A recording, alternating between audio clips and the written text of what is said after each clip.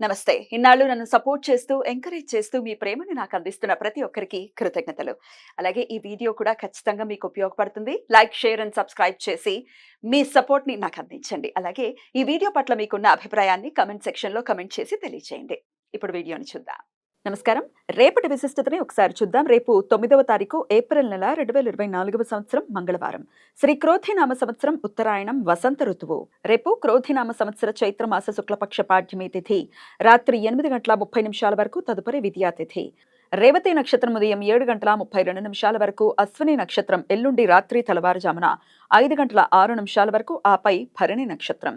నక్షత్ర వర్జం రాత్రి 1:31 నుండి 2:57 వరకు. అమృతకాలం రాత్రి 10:38 నుండి 12:04 వరకు.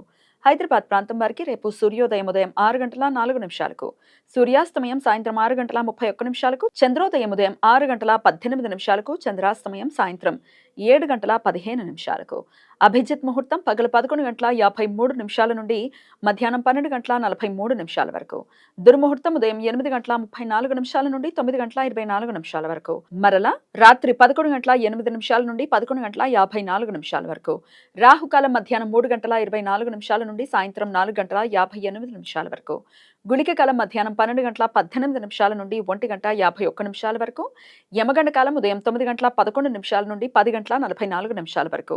రేపటి నుండి దక్షిణ భారతదేశంలో శ్రీ క్రోధినామ సంవత్సరం చైత్రమాస శుక్లపక్షం ప్రారంభమవుతుంది. వసంత ఋతువు రేపటి నుండి ప్రారంభమవుతుంది కాబట్టి రేపటి నుండి దేవి వసంత నవరాత్రులు, శ్రీరామ నవరాత్రులు ప్రారంభమవుతాయి. కలశ స్థాపన ముహూర్తం రేపు సూర్యోదయం నుండి ఉదయం 10:13 వరకు ఉంటుంది. తెలుగు పంచాంగముల ప్రకారం రేపటి నుండి శక సంవత్సరం 1946 చాంద్రమాన క్రోధినామ సంవత్సరం ప్రారంభమవుతుంది.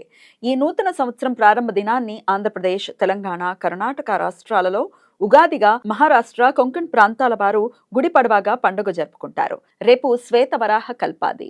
ప్రతి కల్పాది రోజున పితృదేవతలకు శ్రాద్ధ విధులను నిర్వర్తించటం సాంప్రదాయం.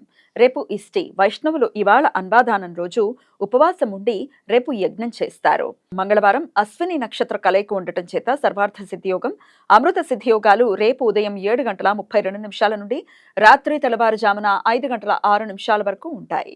ఈ సమయంలో నూతన వ్యాపార ప్రయత్నాలు చేయడానికి, కొత్త పనులు ప్రారంభించడానికి అనుకూలం. మంగళవారం అశ్విని నక్షత్ర కలయిక ఉండటం చేత భౌమ అశ్విని యోగం రేపు ఉదయం 7:32 నుండి ఎల్లుండి తెల్లవారుజామున 5:06 వరకు ఉంటుంది.